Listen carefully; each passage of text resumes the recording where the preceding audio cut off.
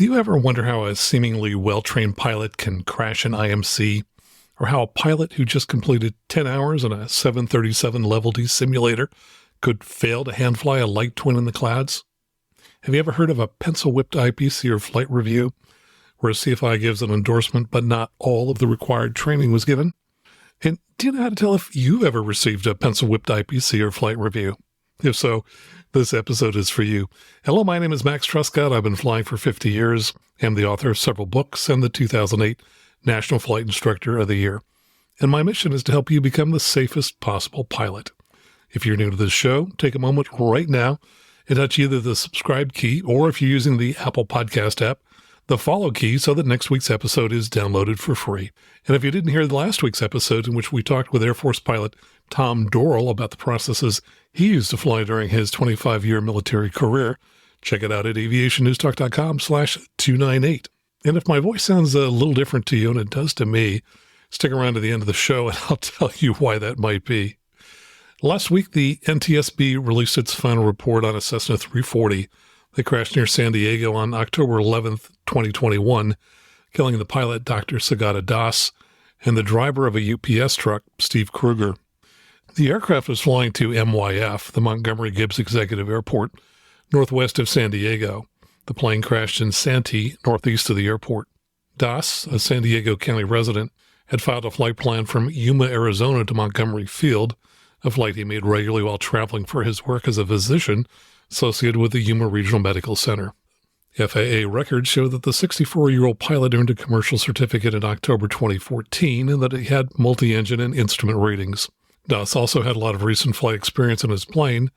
Between July and October, his twin-engine Cessna 340 made 25 flights, most of them between San Diego and Yuma. Like many NTSB reports, some of the most interesting facts are not in the final report, but rather in the NTSB Docket, which contains all of the files related to the report. In this case, the pilot's logbook reveals major deficiencies in some of his recent endorsements for instrument proficiency checks, or IPC, and for a recent flight review, which pilots sometimes call a BFR. Shortly after the crash in episode 205, we described the pilot's poor performance in performing an ILS approach and his erratic series of climbs and descents as he was being vectored back for a second approach. That suggested a lack of proficiency. Now that the pilot's logbook is available, we can also see that although he had the proper endorsements, the log training underlying those endorsements did not meet the FAA minimum requirements for an IPC or for a flight review. So in addition to lacking proficiency, it's now apparently that technically he wasn't current, as he didn't receive all of the required training for the endorsements he received.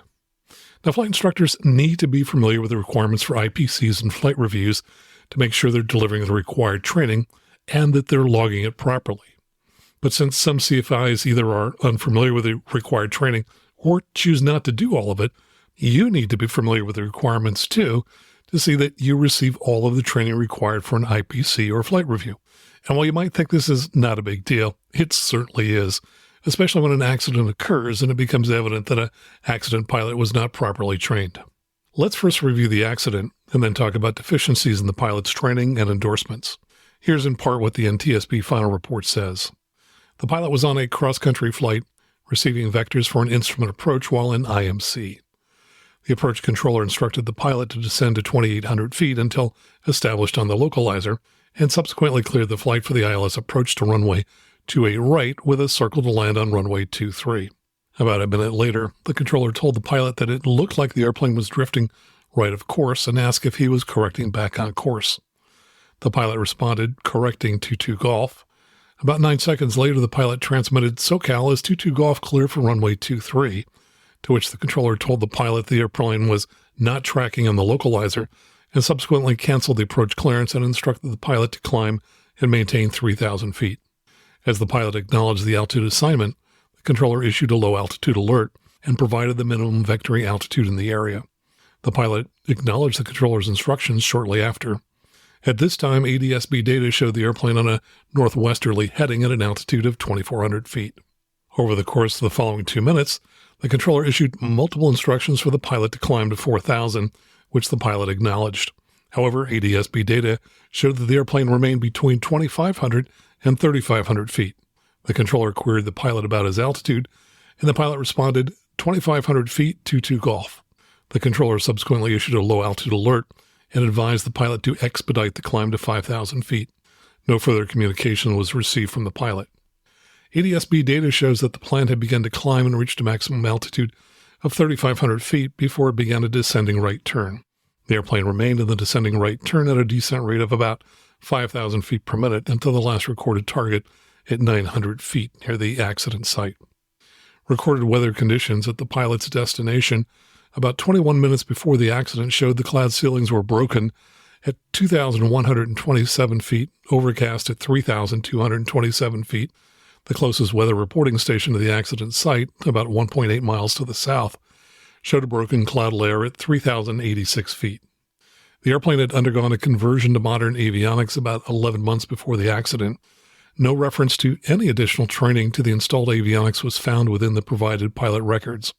While the pilot had previous experience with other brands of modern avionics, the investigation was unable to determine if the pilot had previous experience or training for the specific model of modern avionics installed in the airplane. The controller had cleared the flight to fly the ILS approach to runway 28 right, circle land on runway 23, and ADSB track data showed that the plane was about to be established on the localizer when it started to veer off course to the right, ultimately into an area with minimum vectoring altitudes that required the controller to issue instructions to the pilot to climb.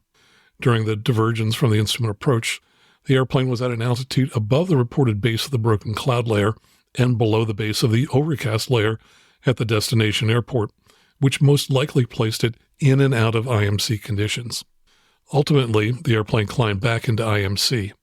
It could not be determined if the pilot inadvertently misconfigured the avionics for the instrument approach, though let me just interject and say I think there's a good chance the avionics were misconfigured as the airplane turned away from the localizer just as it was about to join the localizer. Continuing on, it says the instrument approach would have afforded the pilot the opportunity to fly a stabilized approach in protected airspace and safely descend below the cloud layer prior to conducting the circle to land on runway 23. Given the airplane was maneuvering in IMC, it placed the pilot in conditions conducive to the development of spatial disorientation. The accident circumstances, including the tightening descending turn and the subsequent high-energy impact, are consistent with the known effects of spatial disorientation. Additionally, examination of the airframe and engines revealed no evidence of any pre-existing anomalies that would have precluded normal operation. Therefore, it's likely that the pilot was experiencing the effects of spatial disorientation when the accident occurred. Now, elsewhere in the report it says, maintenance records for the airplane showed that on November 6, 2020, the following avionics were installed: Garmin GI 275, Garmin GFC 600 Autopilot, Garmin GTN 650, Garmin GTN 750XI, and the Garmin G500 TXI. Probable cause: loss of control due to spatial disorientation. Now let me tell you about the pilot's experience. He held a commercial pilot certificate with multi-engine and instrument ratings. He had a total of 1,566 hours of experience, including 51 hours of experience in the prior 90 days and 26 hours in the prior 30 days. So he flew a lot. He was also working on his ATP certificate 2.5 months before the accident. He passed the ATP written, and he got the required simulator training in a 737 simulator. So the pilot was getting some training. However, as I'll mention later, some of that training was clearly deficient.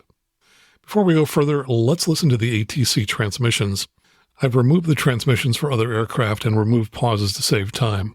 Note that the pilot seemed to be doing relatively well up until the point where he was about to join the approach. After that, his flying became erratic. And I have a theory on that. I suspect that initially the pilot was using his autopilot, but that he had something configured incorrectly so that the airplane never joined the localizer. Soon after, the pilot disconnected the autopilot and began hand-flying the aircraft. At that point, his flying became erratic, as we'll discuss after we listen to this ATC audio. November 702 to Golf, checking in 10,000, information is here, Montgomery. Cessna 7022 Golf, scout approach, vector ILS, runway 2 right at Montgomery, and expect runway 23. We'll expect runway 23, vectors for the ILS for 28 right. Air 22 Golf, fly heading 250, descend and maintain 7,000. 250, 7,000 to the Golf. Air 22 Golf, fly heading 270, maintain 6,000. 67270 to the Golf. Air 22 Golf, descend and maintain 5,000. 5 to the Golf. Air 22 Golf, descend and maintain 4,200. 4,200 to the Golf. Air 22 Golf, turn left heading 210, descend and maintain 3,800. 3,800 210 to the Golf. Air 22 Golf, turn right heading 250, join final. 250 John Final to the Golf. And to the Golf, did you say clear for the ILS to it, right? Air 22 Golf, you're 4 miles from Penny, descend and maintain 2,800 until established on the localizer. Clear to ILS, runway 28 right, circle the land, runway 23. Clear for the ILS to it, right? For runway 23 to the Golf. Yes, sir. Descend and maintain 2,800 until established on the localizer. 2,800 till established on the localizer to the Golf. Air 22 Golf, traffic 2 o'clock, 3 miles southbound, 5,000 descending, 4,000 to C-130. They are restricted above you. Caution, right turbulence. Copy to the Golf. Air 22 Golf, looks like you're drifting right of course. Are you correcting? Correcting for to the Golf. Is to the Golf clear for runway 23? 22 Golf, you're not even tracking the localizer. I need you to fly. Actually, cancel approach clearance, climb and maintain 3,000. 22 Golf. 3,000 to the Golf. Maintain 3,000. Low altitude alert, minimum vector altitude in your area, 2,800. Climbing to Golf. Air 22 Golf, climb and maintain 3,800. 3,800 to Air 22 Golf, turn right heading 090, re-vectors to final. 090 to the Golf. Air 22 Golf, turn right heading 090, climb immediately, maintain 4,000. 1,000 climbing immediately to the Golf. Okay, it looks like you're descending, sir. I need to make sure you are climbing, not descending. Golf is climbing. Air 22 Golf, say altitude. 2,500 to the Golf. Air 22 Golf, low altitude alert. Climb immediately. Climb the airplane, maintain 5,000. Expedite climb. Climb the airplane, please. Air 22 Golf, just level out the plane or the heading and climb the airplane up to 5,000 when you can, sir. Here's what I said in episode 205 soon after the crash occurred. The pilot seemed to be unaware that he was not tracking the localizer, so perhaps he had his equipment set up improperly in the aircraft. However, there was some loss of situational awareness. In the final 4 minutes of the flight, there were 3 major vertical excursions. At one point, the aircraft had leveled off at around 3,900 feet and was neither climbing nor descending. Then he was descending at 2,200 feet per minute. 48 seconds later, he was climbing at 2,000 feet per minute. A short time later, he was descending at 1,200 feet per minute, more or less leveled off, and then had a climb of about 1,700 feet per minute. And then the final data point showed a descent of 3,800 feet per minute. So for sure, the pilot was having a lot of difficulty managing the pitch of his aircraft. Those large pitch changes are very similar to what we saw in the last 2 minutes of the Pilatus PC-12 crash in North Carolina that we discussed 2 weeks ago in episode 298.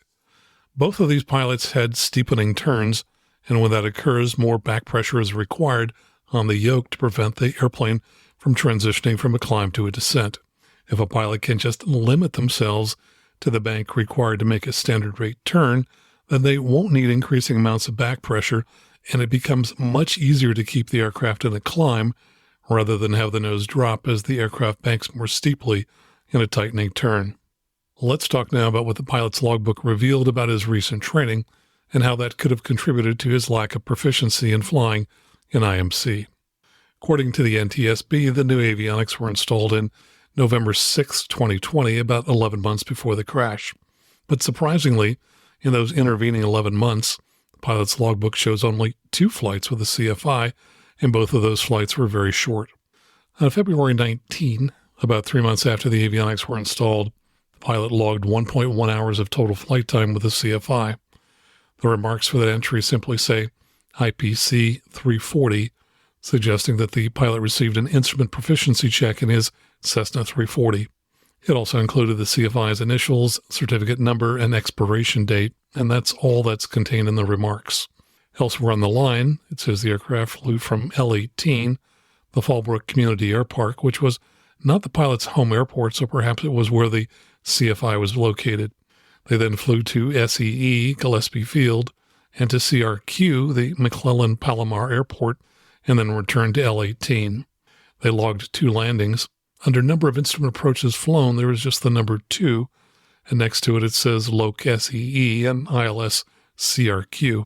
And quite surprisingly, there is no time logged for either actual instrument conditions or simulated instrument conditions, which would be under the hood. It's quite likely that those 2 approaches were done under the hood, but there's no indication that they were. So from this entry, we know they spent a total of 1.1 hours in the airplane. They flew 2 instrument approaches, perhaps under the hood or perhaps not, and that the pilot was issued an endorsement for an IPC or instrument proficiency check. And if you're an instrument-rated pilot, I hope that you've already noticed the obvious red flag, which is that flying 2 instrument approaches falls well short of the requirements for an IPC. And even if they did everything that was required, the logging was deficient, as it doesn't list any instrument time, either actual or simulated, and the 2 approaches are not logged in the format the FAA requires for logging instrument approaches. So although the endorsement says the pilot received an IPC, I think the FAA would view that endorsement as invalid and say that the pilot had not received sufficient training to merit an endorsement for an IPC. You might wonder, were they close to meeting the requirements, and perhaps this was just a small technicality, or did they miss it by a mile? I would say it was the latter. I may be incorrect about this, but I believe that at some point, over 20 years ago, the contents of an IPC may have been up to the discretion of the instructor, and it's entirely possible that way back then, flying just 2 instrument approaches could have been sufficient for an IPC. But I know that sometime within a few years of 2001, or about 22 years ago, that the FAA made it very clear that there are many specific elements that must be included in order to issue an endorsement for an IPC. And those elements make up about 80% of what you have to do when you take an instrument check ride. So when you do an IPC, you're doing substantially all of the same flying that you had to do when you took an instrument check ride with a DPE. Interestingly, you won't find those requirements in the FARs or in the AIM. You'll find them in the instrument ACS, the document that outlines what you're required to know and what you have to do in flight to pass an instrument check ride. If you're planning to get an instrument rating, or if you're planning to become a CFII, you need to be familiar with this document, and I've included a link to it in our show notes. If you've read the document before and you missed the section that discusses the requirements for an IPC, let me refer you to page 46 of this 57-page PDF. This is page A12 in Appendix 5, so it's literally buried at the end of the document. It says in part, Instrument Proficiency Check, 61.57D sets forth the requirements for an Instrument Proficiency Check, IPC. Instructors and evaluators conducting an IPC must ensure the pilot meets the standards established in this ACS. And by the way, those standards include things such as flying plus and minus 100 feet at the assigned altitude, maintaining assigned headings within 10 degrees, and not having the CDI needle exceed 3/4 scale deflection on an approach.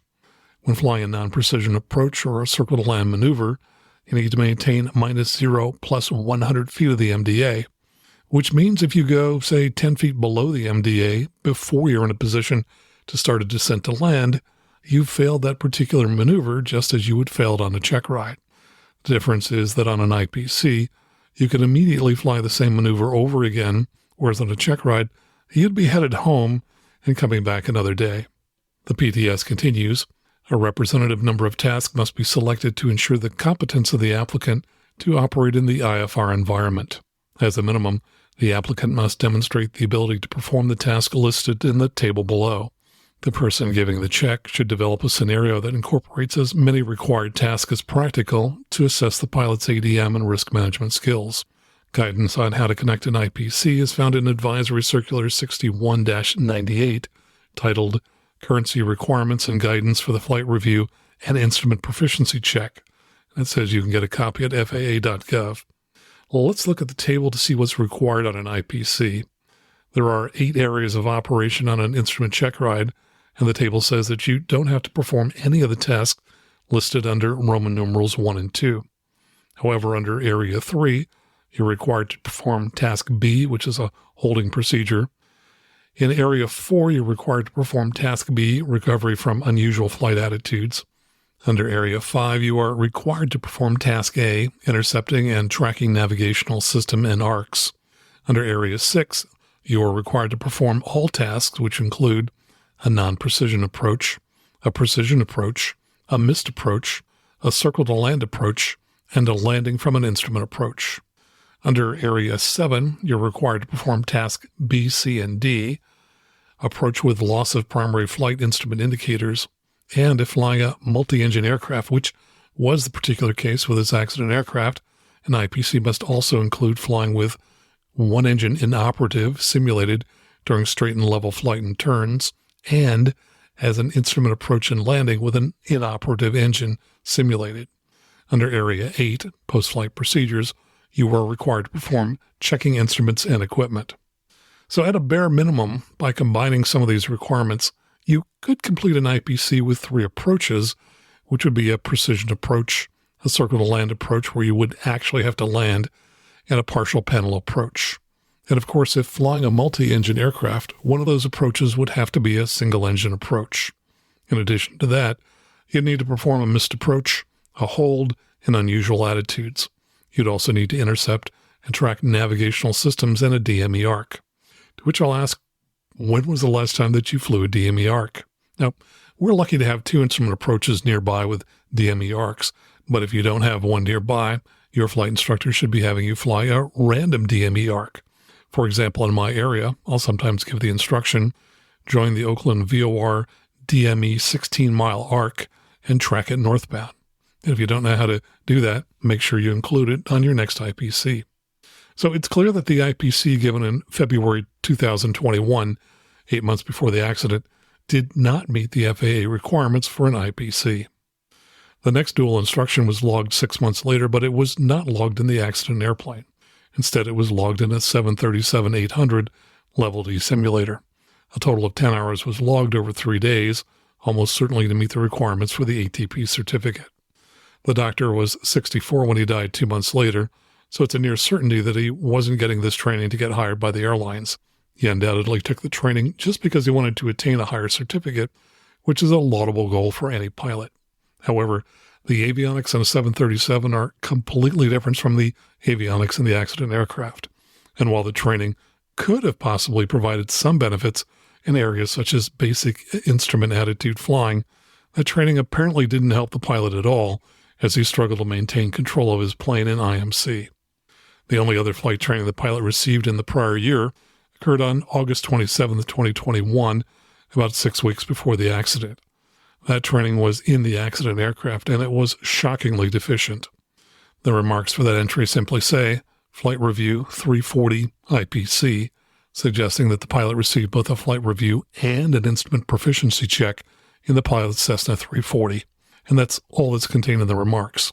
Now, it is technically possible to complete both a flight review and an IPC on a single flight, but that requires the pilot to perform a lot of work. Personally, I have never given both a flight review and an instrument proficiency check on a single flight, as there's a lot to fit in, and I think it would be very tiring for the pilot. Elsewhere on that line, it says the aircraft flew from L-18, the Fallbrook Community Air Park, to L-18, and that 3 landings were made. Under the column for instrument approaches flown is the number 2, but there are no instrument approaches listed, and once again, there's no time listed under either the actual instrument or simulated instrument columns. This suggests that the pilot was never under the hood at any point on this flight, or that the pilot was very careless in his logging of any instrument training that might have been done during the flight. But here's the most glaring deficiency in this logbook entry. This flight, which combined an instrument proficiency check with a flight review, was completed in just 0.7 hours. Hopefully you're familiar with the requirements for a flight review. You're required to have one every 2 years, and that flight review must include a minimum of 1 hour of ground instruction discussing the FARs, and it must include a minimum of 1 hour of flight instruction. Yet this log entry indicated the flight was 0.3 hours short of the required time for a flight review, and that miraculously, within this 0.7 hours, in addition to completing a 1 hour flight review, they were also able to squeeze in an IPC. Obviously, again, these endorsements, like the IPC in February, did not meet the legal requirement for the endorsements. There is so much that I could say about this accident, but let me make 3 points. First, it's commendable that the doctor was planning to get an ATP. That shows a positive attitude toward flight training. However, It appears that the 10 hours of training in a 737 simulator, just 2.5 months before the accident, provided him with no additional proficiency in his aircraft. By contrast, he logged no training for the new Garmin equipment in his aircraft other than the 2 approaches which he flew in February as part of an incomplete IPC. Rather than spend 10 hours in a 737 simulator, he probably could have benefited from 10 hours of training on the newly installed avionics in his aircraft. Modern avionics are complex, and when you install new instruments, it's incumbent upon you to seek out the training you need to be proficient with these avionics, and that won't come by simply flying 2 instrument approaches. In addition to understanding the GPS navigator, you need to also understand the autopilot and its many modes. When you're in IMC, you need to know which buttons to push. It's often too late at that point to try to figure out the avionics. Just 2 weeks ago, we talked in episode 298 about the Pilatus PC-12 crash in North Carolina, in which 2 pilots spent the entire 27-minute flight trying to enter a flight plan and an instrument approach. And now we have another example of an accident in which the pilot apparently lacked proficiency in using his avionics and autopilot and who was unable to follow simple ATC instructions while hand-flying in the clouds. In years past, avionics were simple and pilots could often figure them out on their own in the airplane. Unless you're flying a plane that doesn't have a GPS, those days are gone. Finally, a CFI should never give a pencil-whipped IPC or flight review, and a pilot should never accept one. Here's what Greg Reigel wrote about the problem on Shackelford.law. He said, quote, "To this day, I'm still amazed at the number of pilots and aviation professionals I run into who think it's okay to pencil whip a document. Some pilots trying to build time toward their next certificates/ratings may add Parker pen time to their pilot logbooks. A CFI may provide a flight review endorsement when none or only some of the flight review was actually conducted. Sometimes a mechanic will add an entry to a maintenance record when the item was not yet performed, or backdate the record to show the item was performed at a date and time before the work was done. Training records may be doctored to correct errors. Unfortunately, even when this pencil whipping occurs with the best of intentions and when the spirit of the regulation has been met, it's still not the correct way to handle these types of situations. As many of you may know from my past articles, the FAA, and the TSA for that matter, take a dim view of pencil whipping, which they consider falsification. The FAA will not hesitate to revoke all of an airman's certificates or an air carrier's or repair station certificate when it discovers intentional falsification. Although the majority of falsification cases involve applications for medical certificates, the FAA also pursues legal enforcement action against individuals in the situations I mentioned above, and both the FAA and TSA have authority to assess significant civil penalties in falsification cases.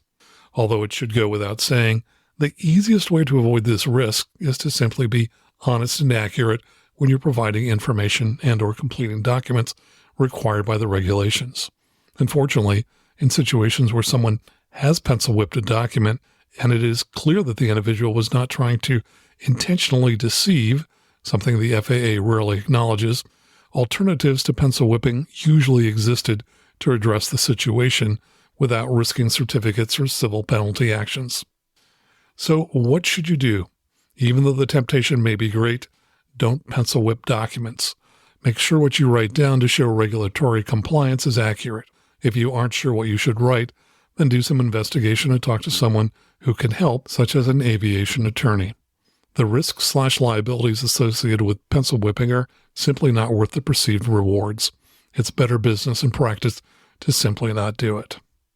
Now, in this particular case, if the accident pilot had insisted upon IPCs that met the FAA regulations, he may have been better prepared for flying the ILS correctly into Montgomery Field.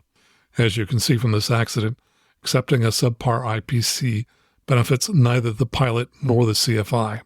So don't cut corners on training, seek out the best possible instruction on your avionics, and be prepared to do lots of self-study and simulation between flights so you're at the top of your game when you're in flight.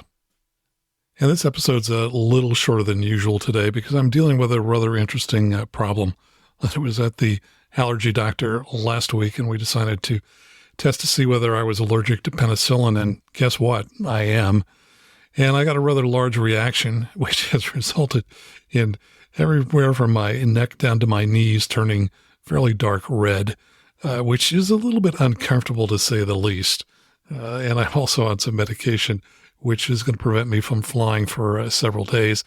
So as I've said in prior shows, anytime you've got a new medication, look it up and make sure whether it's approved for flying. My only regret is that I didn't do this allergy testing a couple weeks earlier, because then I could have walked around trick-or-treating as Elmo from Sesame Street. Of course, there is one potential challenge, and that is that I need to avoid walking by the Red Lobster for fear that they may grab me and offer me up for sale. On a more serious note, let me mention, if you're flying out west, that you're going to run into a number of restrictions this week in the San Francisco Bay Area and also in the Las Vegas area. In San Francisco, APEC, the Asia Pacific Economic Conference, is in full swing, and the TFR, which is 30 nautical mile ring, because the president will be in town, starts at 12:15 p.m. on Tuesday, November the 14th, and runs through Thursday the 16th, ending at somewhere around 2 p.m. in the afternoon. No flights, of course, are possible in the inner core, which has a radius of 10 miles. In the outer core, which has a radius of 30 miles, you can fly, though you must have filed a VFR flight plan and be getting flight following.